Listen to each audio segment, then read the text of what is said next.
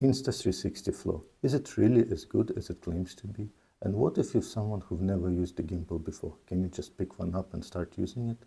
Well, in this video, we'll answer exactly those questions so you can decide if this device is right for you or not.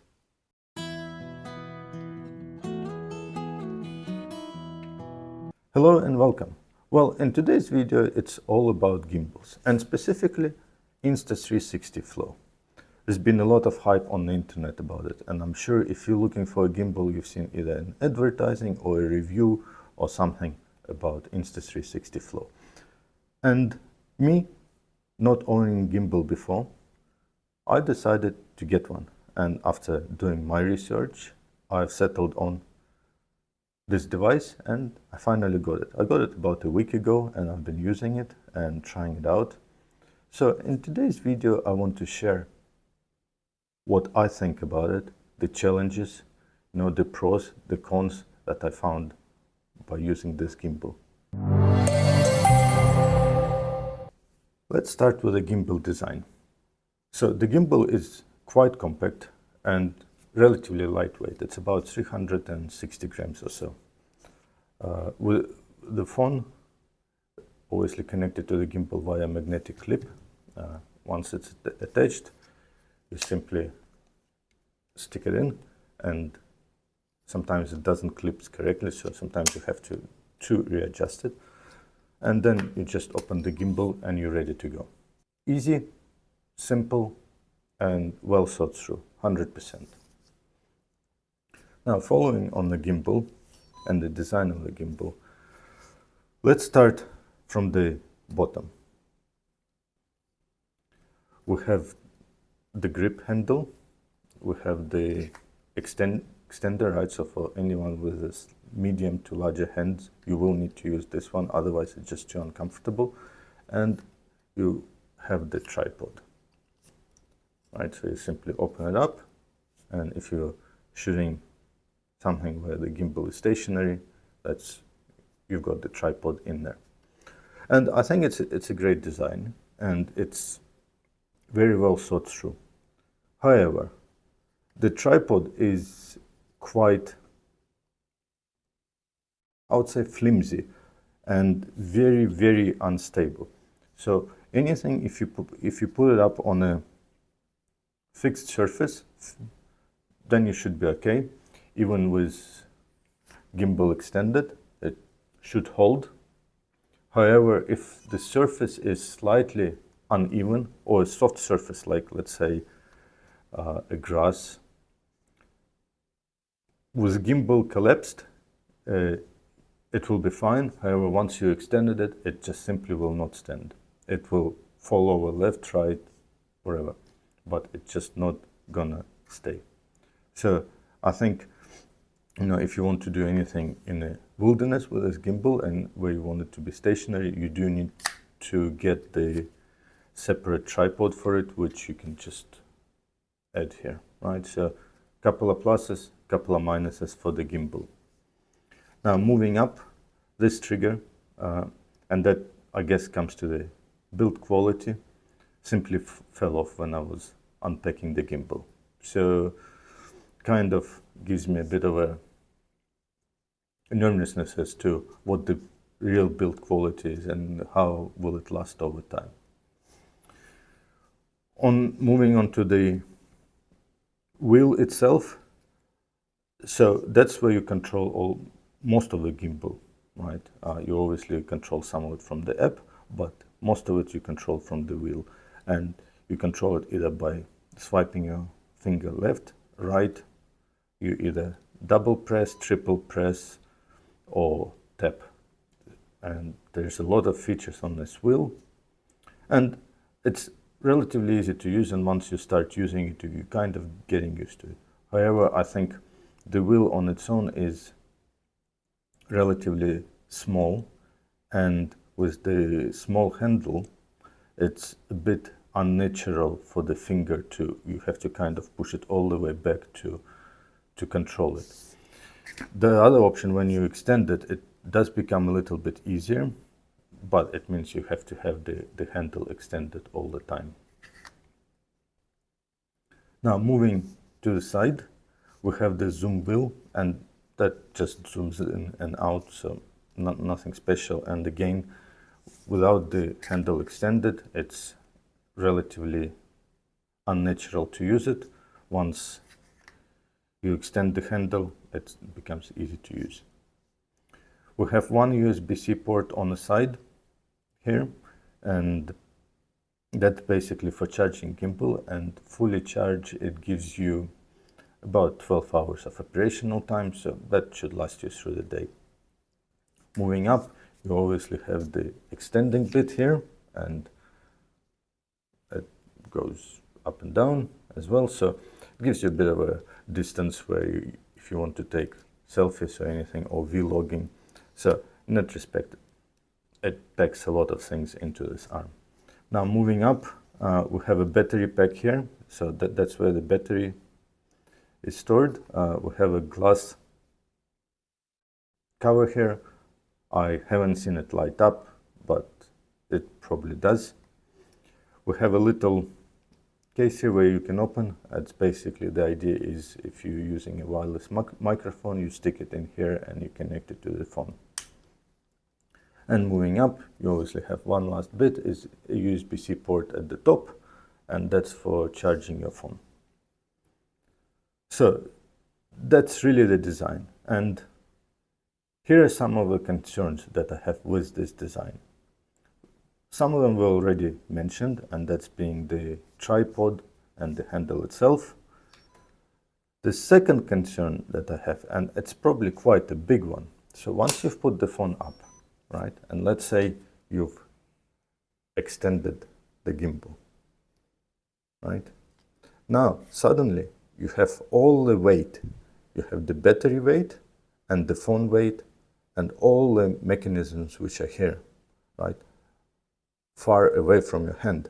So the pressure and the tension on your wrist becomes quite significant. I don't think you can actually walk with it for any decent amount of time with a fully extended gimbal, right? Even if you extend the arm and you kind of give yourself a bit more grip, you still have a lot of pressure. It becomes extremely unbalanced. So it's literally, I don't know, maybe 50 grams here and 600 grams there, right? So it's quite an unpleasant feeling holding it fully extended. So I think in this respect, it's a big drawback for the gimbal,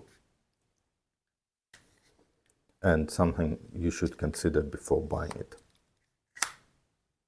And now a quick word from our sponsor. Oh yes, the sponsor. Well, the sponsor is you viewers.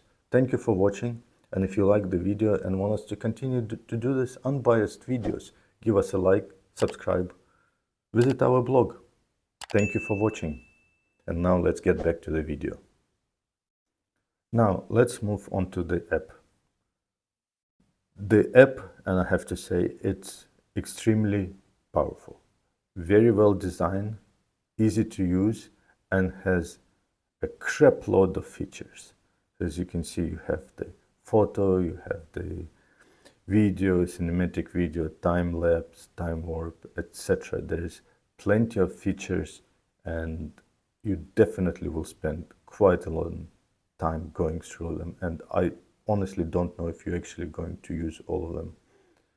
But in saying that, one feature that I do want to mention, and that was probably the reason why I did buy it, is AI tracking. And with AI tracking, you basically select the subject and the gimbal, tracks that subject. And from what I've seen and tested, I think it's great. It works extremely well, and it's a huge selling point for this gimbal. And if there was only one feature that I would say I bought this gimbal for, it would be the AI tracking, and really nothing else. So from the app perspective, I think it's extremely well designed, and it gives a huge advantage over anything else which is out there. So big plus for the app. Now moving on to actually recording the videos. And going from a perspective of someone who never used it, it's quite unnatural to use the gimbal. It simply quite often does completely different things to what you're trying to do.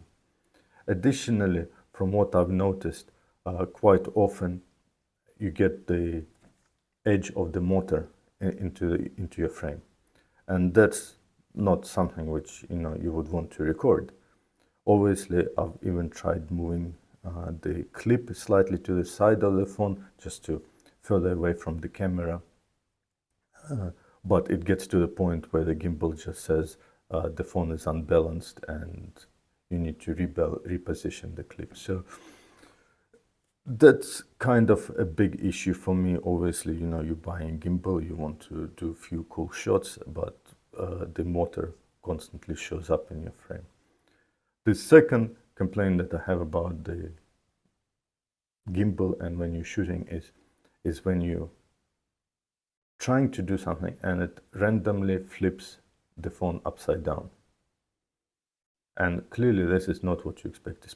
And this mainly I've noticed when you're trying to do a shot from up down or down up, and it just comes a point where it just simply flips the phone for no reason.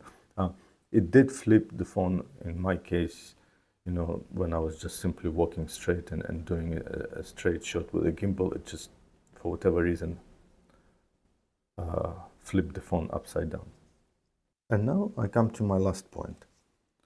And that kind of refers to the design of the gimbal and the random flipping option. So if we have the gimbal, right, and I'll put it on tripod here, just to demonstrate for its purpose, right? And we'll put the phone, right? So we have the gimbal ready to go. Let's say you want to charge it while you're using it. So you would have to connect the cable to this little port here, right? And to wrong cable, we'll take this one. So we'll have to connect it to the phone and to the port here, right? And let's say I have a long cable for this purpose because I clearly don't want to damage. But if you have a short cable, let's say about that long, what happens if it decides to flip it randomly, like it did in my cases, right? If you're recording and it just suddenly decides to spin the phone, right? First of all, it will have an issue. The phone might fall off, it might pull the cable, and it may break something. And the same goes for this part, where the microphone is. So if you have a microphone and it's connected to your phone via cable, right? What happens when it decides to spin the phone? It will simply rip the cable, or the microphone, or the phone, or all three of them, right? So that kind of puts me to the point that this one, this holder, and this charging cable are really not usable while you're recording a video or you're doing some sort of a shoot. So now in the final thoughts, right, let me just summarize everything I've said and what I think. This gimbal, the idea behind the gimbal is excellent. I think the tripod, the AI tracking, everything, it's well done, well executed. But I think that there are also a lot of problems with that gimbal. First of all, being the weight distribution, especially when it's extended, the very flimsy design of the tripod and inability for it to stand up, when it's extended, and obviously the cables and the random flipping. So I think there's still a lot of improvements to be made. Obviously, if I knew back then what I know now, I probably wouldn't buy this gimbal. I would look for something else.